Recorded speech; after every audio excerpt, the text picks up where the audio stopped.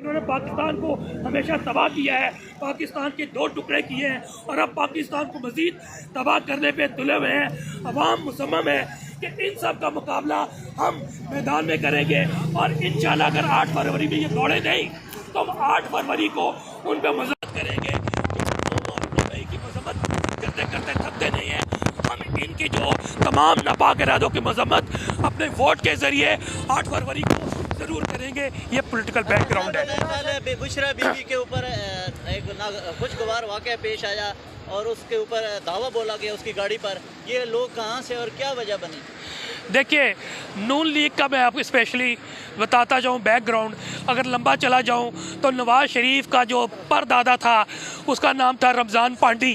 उसको आप सब जानते हैं रमज़ान पांडी क्या चीज़ है। रमज़ान पांडी का बाप दल्ला हरा जो अमृतसर तोइफ बाज़ार में हार भेजा करता था।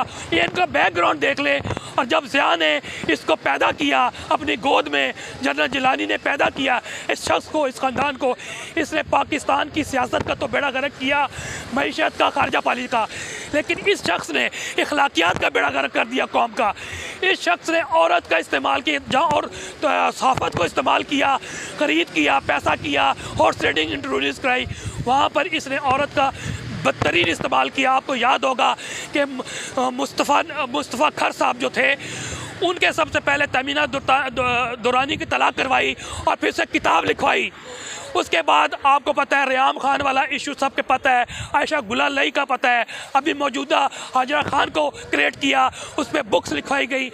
लेकिन इन बेगैरतों को शर्म नहीं आती कि इनकी वजह से इनको गालियां पड़ रही हैं, इनके नसीब में जलालत है। सारी बात छोड़ दें, इसकी बेटी जो मरियम है पोर्नोग्राफी की मास्टर है, इसके बाद कहती मेरी सारों की वीडियो है, नंगी वीडियोज़ है। तो मुख्तसर ये है कि जब ये लोग अखलाकियात के गटर में गिर चुके हो और आम घेन खाते हो, I can't express my words in expression in words कि ये जो कर रहे हैं तो गटर में डाल दिया गया पूरी सोसाइटी को। तो ये छोटे छोटे वाक़यात कराना इनके बाएं हाथ का खेल है। यकीनी तौर पे इसमें उनके वर्कर्स भी थे और डेलीवरेटरी वन को ले गए थे, क्योंकि 3-4 दिन पहले आपको मालूम है जो अता तारड़ साहब थे वो एक जगह से जा रहे थे, आवाम नज़र आ गई, आवाम ने उनको दौड़ाया है, बल्कि पत्थर भी मारे हैं। तो इन्होंने डेलीवरेट एक खातून को, चलो मर्द से मुकाबला करते, ये खातून के पीछे पड़ गए हैं, तो खातून के लिए इन्होंने डेलीबरेट वहाँ पर भेजा और उसको सपोर्ट किया पंजाब पुलिस वालों ने। और ये यकीनी तौर पे काबिल मज़म्मत है। अवाम ने देखा, हम भी मज़म्मत करते हैं, पाकिस्तान की तमाम अवाम इस एक्ट को, इनके ऑफेंस को मज़म्मत कर रहा है। खान साहब पेश होते रहे अदालतों में, आज अदालत की तरफ से हुक्म जारी था लेकिन खान साहब को पेश नहीं किया गया। क्या लगता है इसमें क्या ऐसा अनासर शामिल है, क्या ऐसी वजह हो सकती है कि खान साहब को पुलिस की सिक्योरिटी, स्टेट की सिक्योरिटी के बावजूद थ्रेट्स है? मैं आपसे अर्ज़ कर चुका हूँ कि पॉलिटिकली इसको देखा जाए तो इमरान खान साहब की डे बाय डे जिस तरह फेम बढ़ रही है, तो इन सब को मालूम है कि इमरान खान साहब को अगर कोर्ट्स में लाया जाएगा तो यकीनी तौर पे अडियाला यहाँ से तकरीबन 40 किलोमीटर 50 किलोमीटर दूर है। तो आवाम को अगर फॉर एग्ज़ाम्पल कल पता लग जाता कि इमरान खान साहब को पेश कर रहे हैं तो यकीनी तौर पर आवाम जो है ख़ुद अडियाला से लेके इस्लामाबाद तक सड़कों के किनारे खड़ी होती, फूलों के हार लेके, पत्ते लेके, फूल निछावर करते।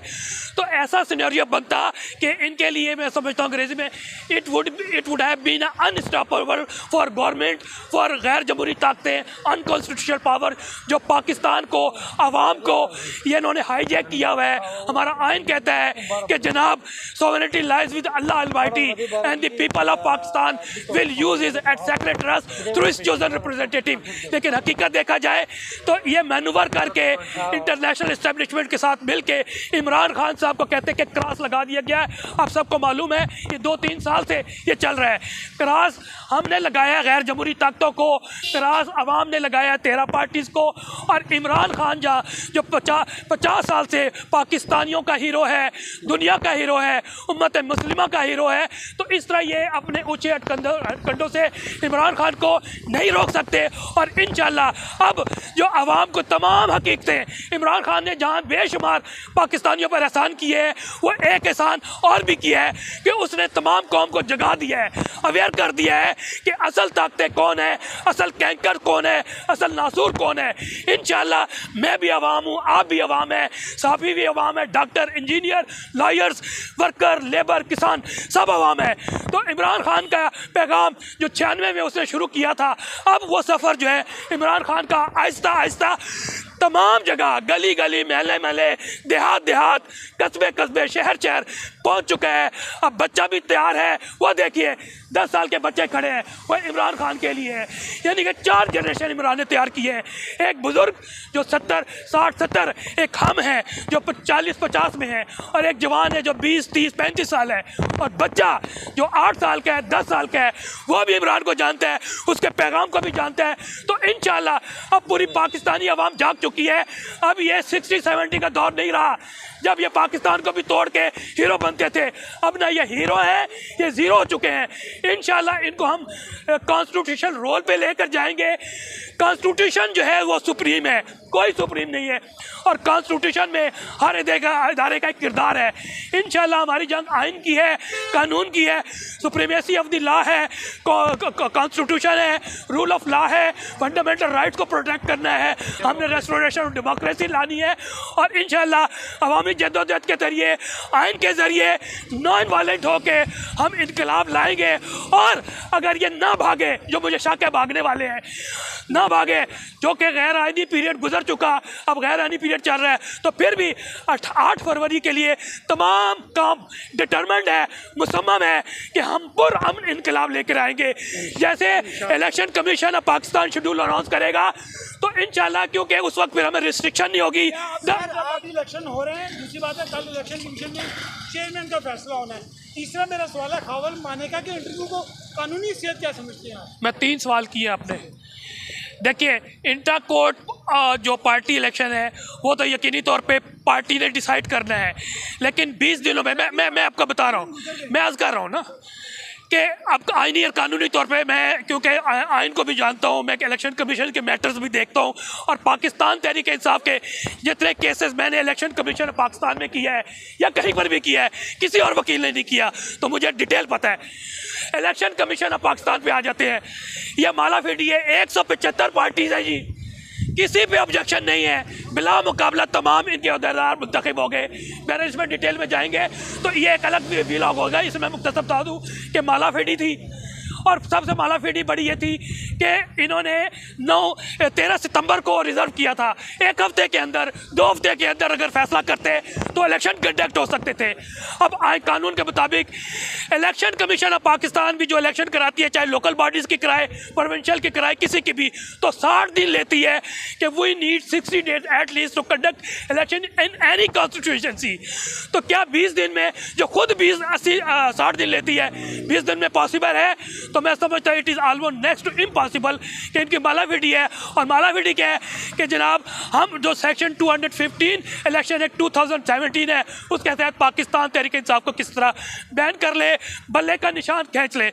बाकी दूसरा सवाल आपने, इसमें आप अपील में जाएंगे, क्या करेंगे? यकीनी तौर पे अपील में जाना चाहिए, इंट्रा कोर्ट अपील में जाएंगे मेरी इतला के मुताबिक। सर, उस्मा बुखारी के हवाले से बताइएगा, उन्होंने अपनी एक व्लॉग में इमरान खान से मुतालिक एक ट्रेलर जारी किया है, और ट्रेलर में ये है कि इमरान खान की ज़िंदगी के ऊपर एक फिल्म बन रही जो खान साहब अपनी ज़िंदगी में करते रहे, तो हाजरा के बाद एक और उनका एक चक्कर आने लगा, उस हवाले से क्या करें?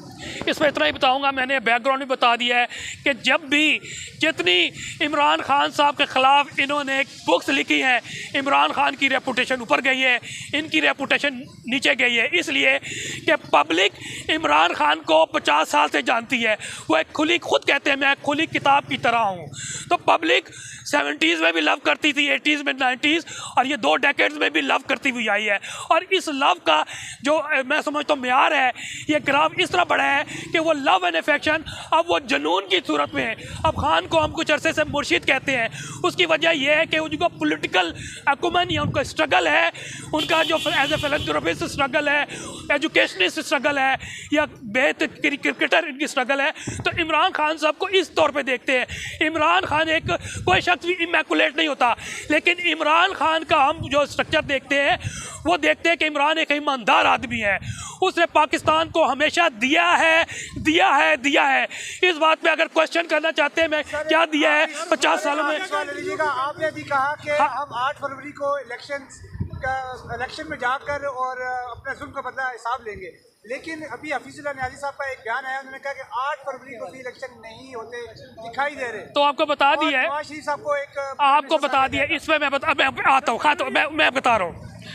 खावर मानिका के कानूनी से बता दीजिए कि खावर मानिका ने खुद, आप माजी में देख लीजिए जितने इंटरव्यूज़ हैं, उसने बुशरा बीबी को भी पाकबाज औरत कहा है, इमरान खान को हीरो और नेक इंसान करार दिया है। अब ये जो है ना, मैं कहने ने मैं नहीं बोल दी, मेरे दे विच यार बोलदा। अभी थोड़ी देर पहले कहा है कि जो पहले मौलवी हनीफ भी खुद नहीं आया था, ये बदमाश कंपनी लेकर आई थी। इसी तरह जो खावर मानिका खुद थोड़ी आया है, ये बदमाश कंपनी लेकर आई है। और उसकी बैकग्राउंड को पता है, 2 महीने पहले उसको एंटी करप्शन में गिरफ्तार किया गया था, अगवा किया गया था, मारा पीटा। आपको पता है जो कुछ पाकिस्तान में आइन और कानून के साथ खिलवाड़ हो रहा है, और हमारी सुपीरियर जुडिशरी जिस तरह से कंप्रोमाइज, मैनेज और कंट्रोल्ड हुई है, तो खावर मानिका को बेचारे को उसको कहा अब ये कर, नहीं तो तुझे तबाह कर देंगे। तो मुख्तसर ये कंपनी बदमाश आई है। अब कानूनी हैसियत बता दी है, मैंने अभी थोड़ी देर पहले बताया है कि पहले मौलवी मोहम्मद हनीफ ने सेक्शन 248 CRPC के तहत ये केस विड्रॉ कर लिया था। और 248 CRPC यानी कि जिसको आप ज़ाब्ता फौजदारी कहते हैं, उसमें क्या लिखा हुआ है? उसमें वाज़े तौर पे लिखा हुआ है कि एक्यूज कैन टेक और withdraw his complaint at any time before announcement of the case. अब उसने वापस ले लिया, विड्रॉ कर लिया, और उसमें लिखा हुआ है कि जैसे वो वापस लेगा, जज is bound to acquit the accused. यानी कि इमरान खान साहब कानूनी हैसियत तौर पे एक्यूट हो गए हैं इस इद्दत केस में। अब कंपनी बहादुर दूसरे को ले आई है। तो कानून में, क्योंकि principle of res judicata civil cases में होते, फौजदारी में नहीं होते, लेकिन यहाँ पर क्या है, यहाँ पर कहते हैं प्रिंसिपल ऑफ डबल जेपर्डी, जो सेक्शन 403 CRPC के तहत read with article 13A of the constitution. इसमें अगर इसको इंग्लिश में कहते हैं nobody can be vexed twice in a same case. तो इमरान खान साहब का ये जो केस इस्तिगासा अब दायर किया गया है, ये नाकाबिले समाअत है। तो जज साहब इनको सुनेंगे, इनकी स्टेटमेंट लेंगे, और कानूनी तौर पे अगर जज फॉलो करेगा तो उसकी इस्तिगासा को डिसमिस बनता है। इसके अलावा कुछ नहीं है कानूनी।